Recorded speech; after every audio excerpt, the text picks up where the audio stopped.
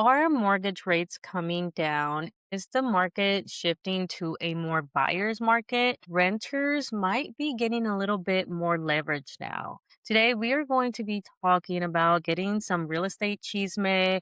I want to go over what's been going on recently in the real estate game, but also I want to do a little recap of a conference that I went to hosted by One Rental at a Time, the key takeaways from there. So, first up, the average rate on a 30-year fixed mortgage fell to 6.01% for the week ending in February 19th. So, probably by the time I release this episode, it's going to be a little bit higher, but that is crazy because it has not dropped that low for quite some time. This is good news because it is making obviously the loan more affordable. That means you can, if you had a really high interest rate, you can now go refinance. So that's an option, especially for those that are having to refinance out of a deal. That's great news because I know a lot of like flippers and burr people, they were kind of struggling a little bit more trying to make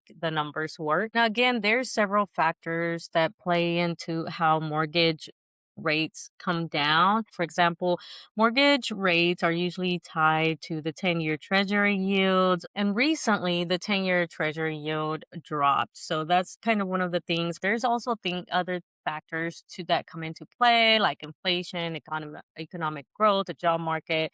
Several things contribute to these mortgage rates. Now, are these going to continue dropping? I'm not sure. I'm not an expert. A few weeks ago, you would probably see people saying, like, you know what, it's never going to come back down, or it's not going to come back down anytime soon. It's actually going to go up.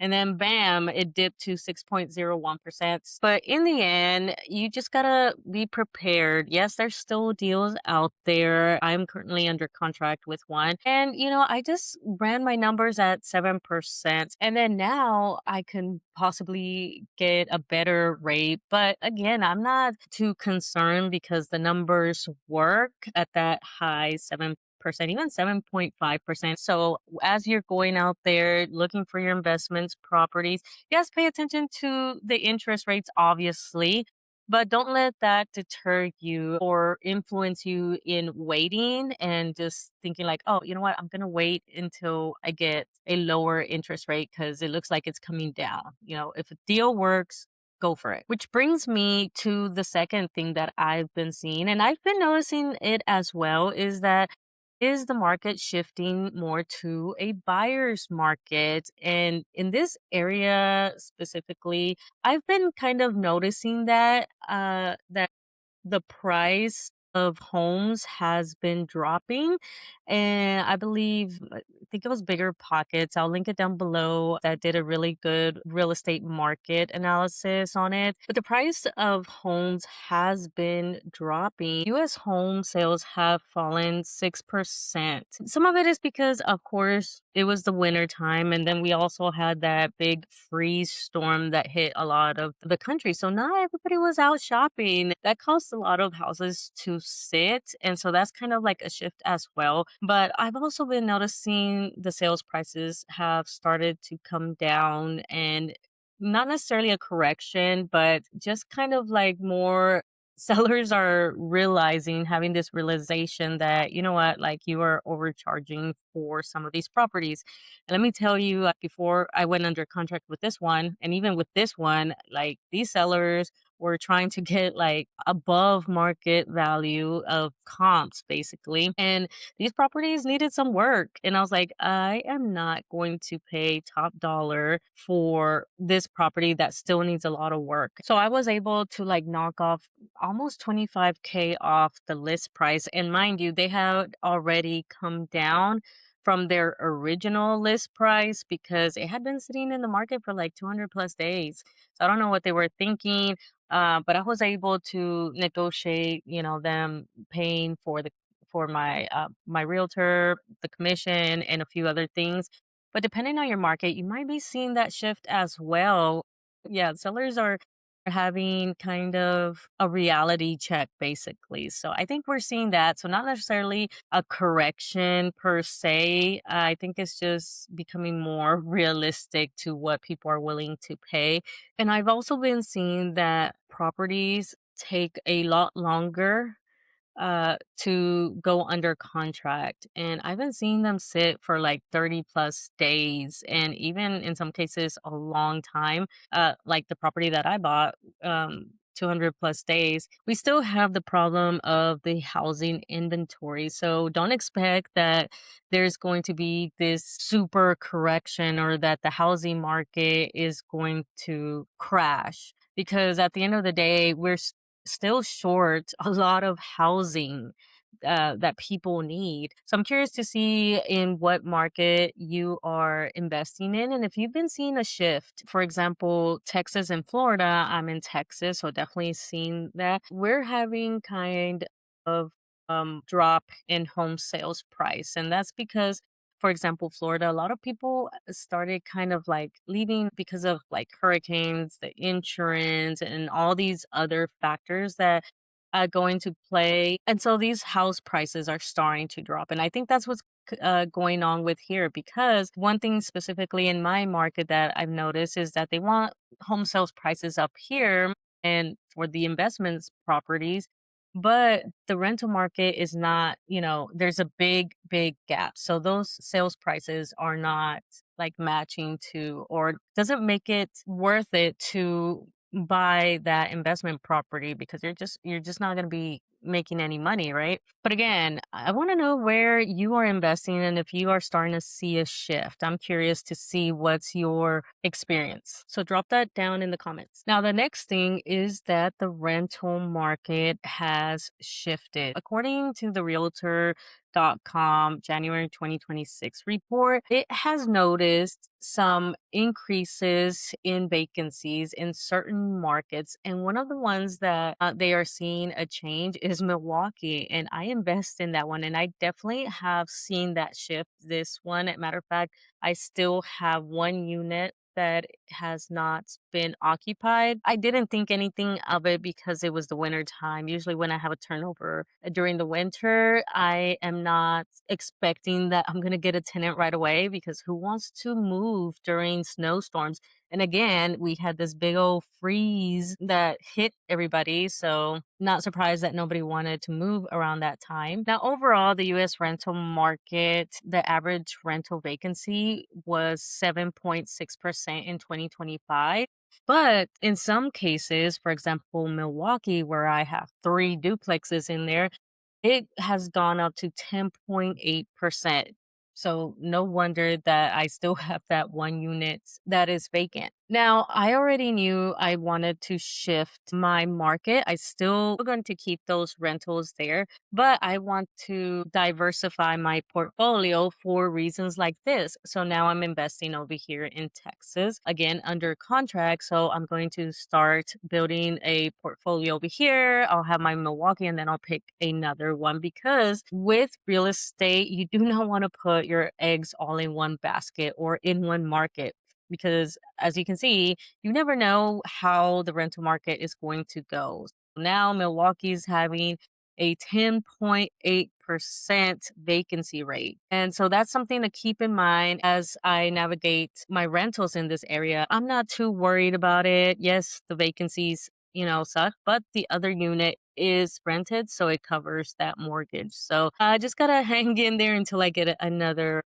tenant in there. The good news, if you are looking to get into one of these markets, that means you could possibly find some deals out there. If you find a deal and you can make it work, then it still works, right? But just keep in mind that it might just take a little bit longer to fill that vacancy and adjust your strategy and keep in mind that it might affect more your cash flow. It might reduce that cash flow because you're going to have a longer time period for vacancies. So I would probably adjust whatever percentage you use a little bit higher. That's what I'm going to do next with the next property that I buy. And again, I'm curious to see how your markets are doing. Like, are you noticing the vacancies increasing? Are you affected by some of these? Like, are you investing in Milwaukee as well and seeing the struggle now? Let me know down below. And the last real estate chisme that I want to talk about is the importance of networking and finding people that have the similar goals, mindset, and finding a supportive community that will motivate you and hype you up because real estate is definitely stressful, and finding somebody or a community that can help you is definitely a game changer. And I've been part of a lot of masterminds, but this past weekend over the Valentine's Day weekend, I went to One Rental at a Time's conference. It was a 2 day conference over there in Las Vegas. Fun, and I met a lot of cool people, and I really enjoyed it because there was a lot of things that I learned. And he had Pace Morby on there. If you don't know him, he is really well known for his sub two deals, and he's a big influencer. And I think he has a TV show with, I think it was A&E or something. Michael Zuber is definitely creating a community that is catered more to like the W2 uh people, just regular real estate investors. And that's what I really enjoyed because let me tell you, it does get lonely out here, because I don't know a lot of people that invest in real estate besides online. So it was nice to go somewhere to a conference where, number one, not everyone's all stuffy, because sometimes when you go to these real estate investing events, they get really kind of corporate and people that just kind of want to one up each other. And I didn't get the vibe, and I definitely didn't experience that with this one. So I just wanted to say that that's an awesome community, and he is hosting these conferences every year.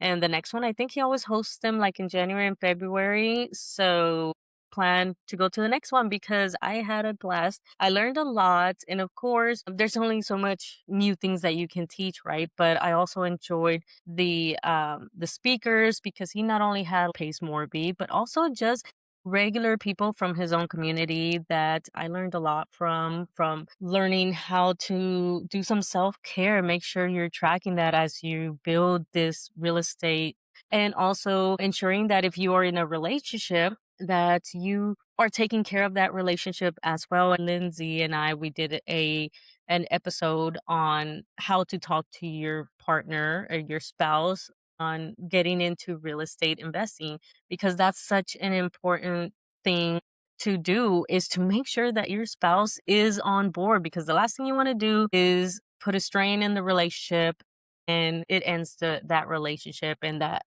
in turn, not only do you lose your spouse, but also that comes with financial things attached to that, right? I started investing when I was single. So then when I got married, then it was like, oh, now we got to kind of like join finances and have to kind of like merge our goals and stuff. So again, we did a podcast episode, I'll link it down in the description. The other one was from a pastor, and he talked about, I think he called it like messy, like it was mental, emotional, and spiritual, right? And a spiritual can mean anything. It doesn't have to be religious per se, but all of those are definitely things that you need to also account for as you build your real estate investing business. But not just, I mean, with anything, right? You want to make sure that you just take care of yourself, because let me tell you, as a first gen immigrant, you really have this drive and this ambition to kind of like prove yourself. And that can kind of, well, not kind of, because it's happened to me, where I'm so focused on like trying to succeed because I got to prove myself and I got to make my parents' sacrifice worth it and all that, that I neglected a lot of self-care. And so I'm learning that now and trying to kind of pull back.